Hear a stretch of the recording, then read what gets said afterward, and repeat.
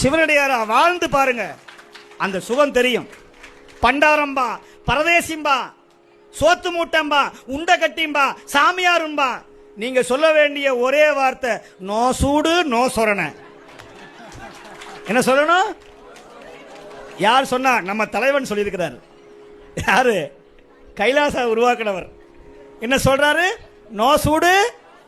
ஆமா, என்ன சர்தம் போட.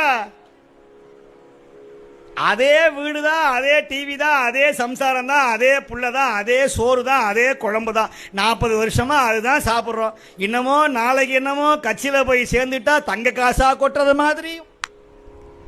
நீ என்ன பண்ணினாலும் கொடிதான் காட்டணுமே தவிர, இந்த சிவன் கோயில வந்தா மட்டும்தான் உங்களுக்கான மரியாதையும்.